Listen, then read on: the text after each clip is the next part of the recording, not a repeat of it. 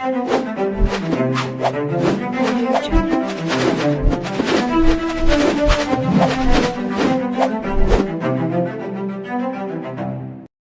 To सीख study smarty. मैं हूं बलजिंदर सिंह और आपका स्वागत करता हूं एक बार। तो डियर फ्रेंड्स, आज आप लोगों को एक चीज बताने वाला हूं मैं, जिसके अंदर आप लोगों को मैं एक जीआरएफ होल्डर से मिलाना चाहता हूं जिसका नाम अजीत है। उन्होंने मेरे टेलीग्राम चैनल से बहुत क्विज की प्रैक्टिस की और साथ में सोर्स भी यूज किए हैं उन्होंने। तो उनके साथ आज जीआरएफ होल्डर के साथ मिलाना चाहता हूं। तो उन वो अपने बारे में बताएंगे आपको किस तरीके से नेट जीआरएफ को क्रैक किया जा सकता है, किस तरीके से प्रिपरेशन को बेस्ट बनाया जा सकता है। तो आज मेरे स्टूडेंट से मिलाना चाहता हूँ आपको अजीत के साथ। तो अजीत जी अपने बारे में बताएंगे, तो बताएं अजीत जी, आप गुड अपना। Afternoon to all. Yes yes, good afternoon, thank you sir. हाँ, मोस्ट वेलकम अजीत जी, आप वीडियो कॉल ऑन कर लें। ये देखो, गुड आफ्टरनून सर। ये है सबसे पहले जीआरएफ। नमस्ते नमस्ते करता नमस्कार हूँ। जी, नमस्कार।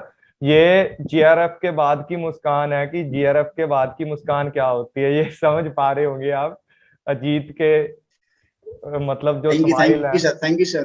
हाँ जी, हाँ जी। बताएं अजीत जी, आप अपने बारे में सबसे पहले कि आप कहाँ से बिलोंग करते हो और किस तरीके से यस आपने सर, अपनी स्टडी को स्टार्ट किया है। Sure sir, sure sir, sure sir. तो myself Ajit Kumar Behera. I am basically from Berhampur Orissa. Okay, then I brought in Surat Gujarat. तो मेरी जो ग्रेजुएशन है, मैं एक्चुअली बरहमपुर यूनिवर्सिटी से पास आउट हुआ हूँ और मेरी पोस्ट ग्रेजुएशन भी बरहमपुर यूनिवर्सिटी से पास आउट हुआ हूँ। ठीक है, ये गुजरात के तो अंदर ही आप है? तो हाँ जी, हाँ जी, हाँ जी। नहीं नहीं नहीं, एक्चुअली ये बरहमपुर उड़ीसा के, बेसिकली जो उड़ीसा, स्टडी हुई उड़ीसा मेरी के अंदर है। हायर एजुकेशन से उड़ीसा से, चलो, अच्छी बात। बरहमपुर से। ठीक है, बरहमपुर से। हाँ आप तो जानते होगे सर, गोपालपुर की बीच तो सुनते होगे, वर्ल्ड फेमस है सर। हाँ जी, हाँ जी, हाँ जी। ओके सर, हाँ। तो आप तो जानते हो कि आज के डेट में ना सब फील्ड में पूरा कंपटीशन तो बढ़ ही गया। ठीक है, बिल्कुल भाई, तो कंपटीशन के बिना तो कोई बात नहीं है। ठीक है, तो लास्ट 2-3 इयर्स की बात करोगे तो ये नेट की फील्ड में ना इतने सारे कंपटीशन आ गए, आप मानोगे नहीं सर। हाँ जी, हाँ जी। ठीक है ना सर। हाँ, क्योंकि मतलब हर साल 12 से 12 to 13 lakh students are period. तो मैंने यही देखा है ना, इसमें जो पहले जब मैंने स्टार्ट की थी प्रिपरेशन, उस टाइम में तो मतलब इतना स्कोप नहीं देखने को मिलता था, मेरे कॉलेज के अंदर ही नहीं था। लेकिन मैं एमकॉम के एंड तक पहुंचा जब मेरा नेट जीआरएफ हुआ, उस टाइम पर तो मतलब पूरी क्लास ही नेट का एग्जाम देने चली गई थी। बस बस वही वही है। हम्म। तो आपको बोलूंगा नहीं कि मतलब ये नेट की जो प्रिपरेशन थी, आपको कुछ नहीं सर। मैं हर स्टूडेंट्स को यहाँ में बस छोटी सी एक ही बात बोलना चाहूँ, यू हैव टू कंस्टेंट। अगर आप कंस्टेंटली करके कुछ भी चीज करो ना, वो तो आप तो हासिल ही कर लोगे। ठीक है ना, कुछ तो भी आपकी करो, बस एक ही स्ट्रेटजी के चीज। बारे में थोड़ा डीपली बताएं बच्चों को। Sure sure, sure sure. मैं ये हर एस्पिरेंट को ये बात बताना चाहता हूँ, शेयर भी करना चाहता हूँ कि they I am now a GRF holder, तो आप भी बन सकते हो कल के डेट में। ठीक है, तो देखो ये जो सर आपके हमारे, बस सबसे पहले तो बात करूंगा, आपके जो सोशल मीडिया है, सब लोग सोचते होंगे कि सोशल मीडिया है कि सबको ना हानिकारक करता है, लेकिन मैं बोलूंगा जो सोशल मीडिया है अगर अच्छे से आप यूज कर पाओ तो ये आपके लिए ना पूरे ऊंची लंबे चीज तक लेके जा सकती है सर। जैसे कि मुझे टेलीग्राम के बारे में कुछ तो आइडिया नहीं था, लेकिन जैसे ही मैंने सर का यूट्यूब का वीडियो देखा तो सर बोले कि यूट्यूब में ज्वाइन करो, टेलीग्राम में आपको मिल जाएगी पीडीएफ वगैरह। तो मैंने ना 1-2 दिन के बाद टेलीग्राम ज्वाइन करना शुरू कर दिया। उसके बाद ऑटोमेटिक मतलब जो यूट्यूब वाले में जो बताते थे सर पीपीटी, वो सब डायरेक्ट आ जाता पीडीएफ फाइल, तो मुझे ना और इजी हो जाता। मैं सबसे पहले क्या करता था, जो वीडियो को पॉज करके लिखता रहता था कि नोट्स बनाता था। तो बाद में देखा कि हाँ, टेलीग्राम ऐसी एक प्लेटफॉर्म है कि पूरी की कंप्लीटली मुझे पीडीएफ मिल जा रही है। तो उससे और बढ़िया बात क्या है, ठीक है, वहां पे लेक्चर सुन लो आराम से, ध्यान दे दो पूरे के पूरे कंसेप्ट। उसमें क्या करता है, मुझे आप वीडियो को पॉज करो। कब से मतलब कब कब आपने मेरा यूट्यूब वीडियो देखा था पहली बार, मतलब जब आपको लगा होगा कि मैंने सर का टेलीग्राम ज्वाइन करना है? एक्चुअली मैं 2019 में ना सर, आपके 2019 के बारे में ना, 2019 शायद अक्टूबर में या नवंबर में, ठीक है सर, तब से मैंने शुरू किया था धीरे धीरे देखने के लिए। एक्चुअली उस समय मेरा सेकेंड अटेम्प्ट हो गया था, सेकेंड अटेम्प्ट हो गया था। वहां पे 1-2 मार्क के लिए बस के लिए ऐसे हो रहा था, नेट भी नहीं हो पाता, बेसिकली नेट ही नहीं हो पाया।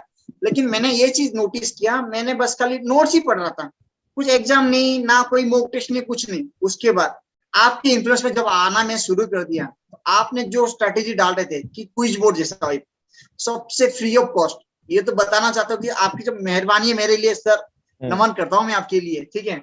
चलो तो थैंक मतलब यू हाँ अजीत। हाँ, मतलब आपकी जो मतलब मेहनत है, मतलब 8 बजे, मतलब 7-8 बजे क्विज बोर्ड तो आ ही जाएगी, पेपर 1 का, पेपर 2 का मतलब 4 बजे तो 4 बजे आ जाएंगी। तो इसको ना कांस्टेंट बेस में, और ये तो एक बात बोल के हूँ सर, जो लॉकडाउन हुआ मेरे लिए ना बहुत अच्छा चीज हो गया सर। जो लॉकडाउन जो हुआ हाँ, मैंने ना बहुत पूरा लोगों ने 100, फायदा उठाया है लॉकडाउन का। किसी के लिए एग्जैक्टली अच्छा गया, एग्जैक्टली, किसी के लिए मतलब बुरा भी गया। हाँ थोड़ा तो ऐसे बोल सकता हूँ, लेकिन मैं बोल रहा हूँ हर एस्पिरेंट को ये एक उम्मीद देता हूँ, देखो लॉकडाउन ऐसे टाइम है, क्योंकि actually I am a lecturer, okay. मैं अपना स्कूल में पीजीटी कॉमर्स से काम भी कर रहा हूँ, ये मैं नेट की पढ़ाई भी कर रहा हूँ। तो बताया था सोचो आपने। मैंने स्कूल, हाँ हाँ जी, तो मैं स्कूल का काम कर रहा हूँ और साइमल्टेनियसली मेरा भी ये पढ़ाई कर रहा हूँ, तो मतलब आप तो सोच रहे होगे। लेकिन आप तो अभी खाली एस्पिरेंट हो, तो मैं तो सजेस्ट करूंगा, जैसे आपका एमकॉम फर्स्ट सेमेस्टर खत्म हो जाता है या सेकंड सेमेस्टर खत्म हो जाता है, आप उसी समय लगे पड़ो। जैसे एमकॉम खत्म हो जाए ना, आप आराम से नेट या जेआरएफ निकाल के रख सकते हो। ये मेरी तो देखो भी बात आई। अजीत जी बोल रहे हैं कि जब भी आपका नेट जीआरएफ अगर आपने लेना है तो एमकॉम के बाद आप लग जाओ साथ ही साथ, और स्टडी करो, अच्छे से प्रैक्टिस करो। और आप कितनी मतलब जो मैं क्विज देता था, कितनी बार अटेम्प्ट करते थे उन क्विजेस को? देखो सबसे पहले मैंने तो अटेम्प्ट कर लिया था, फर्स्ट अटेम्प्ट में देखता था वहां पे रैंकिंग मेरी कितने आती थी, वहां पे ज्यादा से ज्यादा सबसे पहले तो मेरा 2 या 3 मार्क्स आता था, ठीक है। तो मतलब कोई नहीं, 2-3 मार्क्स आता था, उसके बाद वहां पे एक ऑप्शन आता है ट्राई अगेन करके, तो पहले अटेम्प्ट करते जाओ, फिर देखो जब तक मेरा 20 आउट ऑफ 20 नहीं होता था, मैं उसको अटेम्प्ट करते ही जाता था। ये मतलब टेलीग्राम का ये अच्छी खासियत है कि आपको पता नहीं चल रहा है, आपकी 20 आउट ऑफ 20 जब तक ना हो, उसी क्वेश्चन को रिपीटेशन करो, उसी क्वेश्चन को रिपीटेशन करो। जब ना मास्टर बन जाओगे, हाँ चलो मेरा ये टॉपिक मेरा तो हो तो गया, तो ऐसे करते ना मेरा सर प्रैक्टिस बन गई है। और मैक्सिमम आप तुम्हारा क्वेश्चन दो, मिनिमम ना सर 30% क्वेश्चन तो आपकी जो प्रैक्टिस ही आई थी, 30% तो। चलो अच्छी बात है। तो मतलब आप क्विज को अटेम्प्ट करते थे, वहां से आपको 30% क्वेश्चन मिले हैं एग्जाम के अंदर। एग्जैक्टली। हाँ, तो साथ में एक बात और बताएं आपने, मतलब मेरे क्विज के अलावा कौन से सोर्सेज यूज किए थे? मतलब मेरे क्विज के अलावा आपने क्या क्या चीजें ओके यूज की थी? ओके ओके, जैसे कि मैं जो स्कूल में पढ़ाता हूँ, जैसे 11-12 की, हम्म। मैं ऑडिबल सर?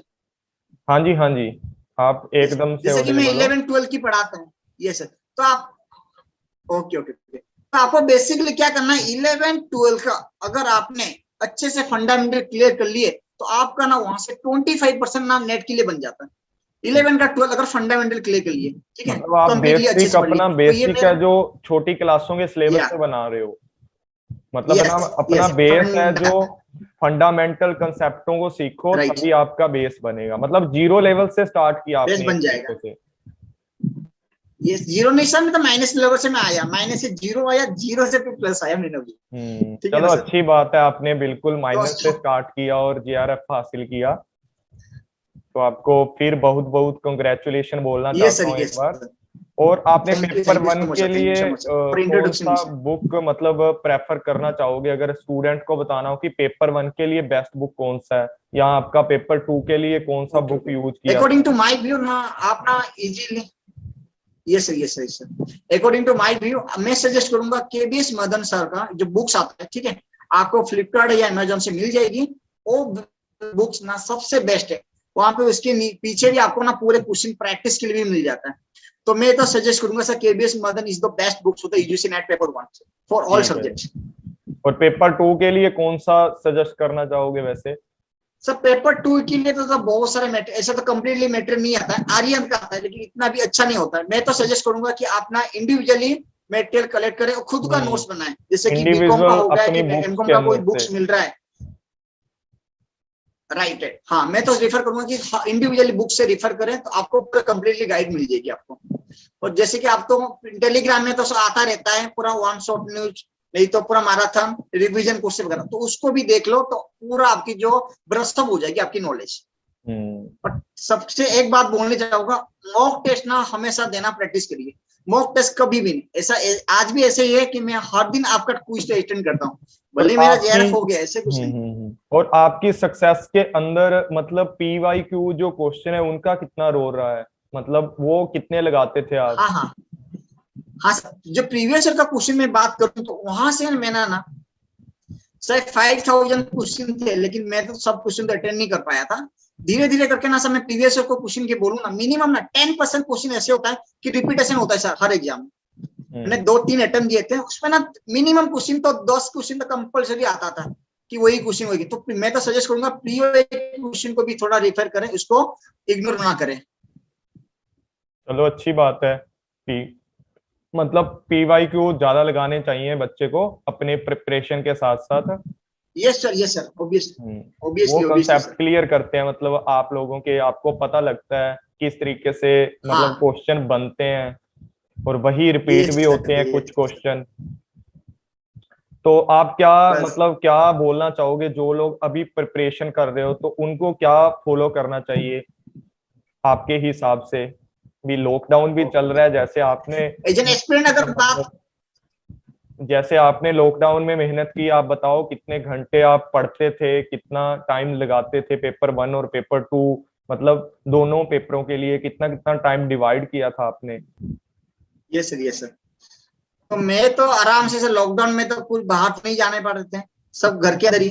तो मैं तो 2 से 2.5 घंटा पेपर 1 के लिए देता था। उसके बाद कॉमर्स की बात करूँ तो जैसे कि न्यूमेरिकल क्वेश्चंस हो गए उनके लिए 1.5 घंटा, और जैसे कि मैनेजमेंट हो गई आपके, और ऑडिटिंग वगैरह हो गई, जैसे थ्योरेटिकल पेपर हो गया, तो उसके ऊपर से आराम से 1 घंटा लगा था। मतलब नेक्स्ट में 4 to 5 hours is enough for NET according to my view, कि 4 घंटे सीरियसली पढ़ लिए।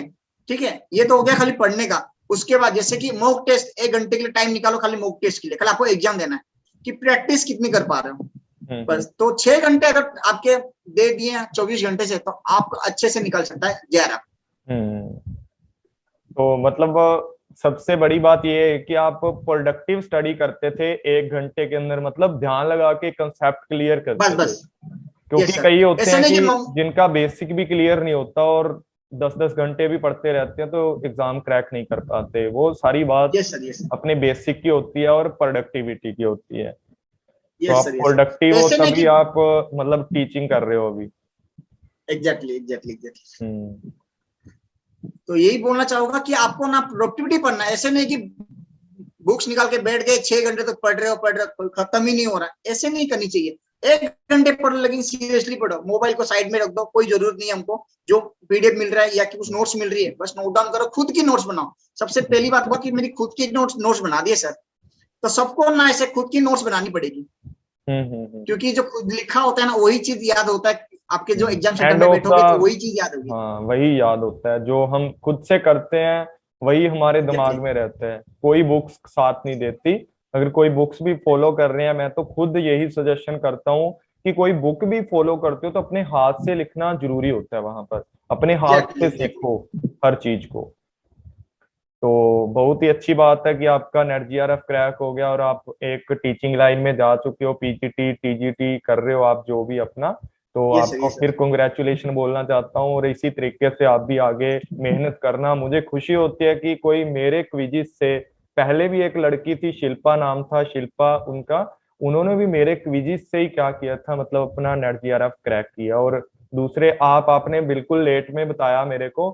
चलो फिर यस सर, भी यस सर। मैंने बहुत क्लासेस में से टाइम निकाल करके आपको बोला कि चलो इंटरव्यू करते हैं। Thank you so much for valuable time sir.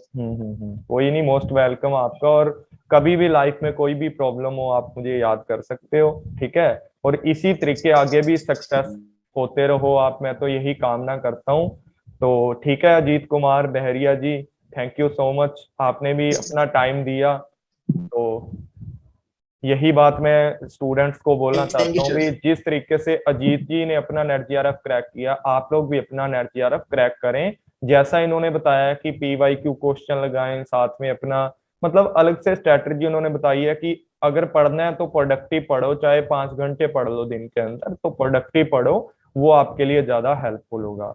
तो thank you all friends, take care, bye bye. और आई होप कि आपको अच्छा लगा होगा अजीत जी के साथ मिलकर के। उन्होंने अपना एक्सपीरियंस बताया किस तरीके से उन्होंने मेरे टेलीग्राम चैनल से क्या किया, क्विज़िज वगैरह लगाते रहे और अपना नेट जीआरएफ क्रैक किया। आप लोग भी प्रैक्टिस किया करो डेली वाइज आकर के, और इसी तरीके से आपका भी एक दिन नाम होगा कि आपने नेट जीआरएफ क्रैक किया है। और इसी तरीके से मैं यूट्यूब पर आपके साथ मिलता रहूंगा, जूम मीटिंग करके लोगों को आगे बताता रहूंगा कि देखो भाई इन लोगों ने इस तरीके से मेहनत की है, आप लोग भी करते। तो thank you all friends, take care, bye bye.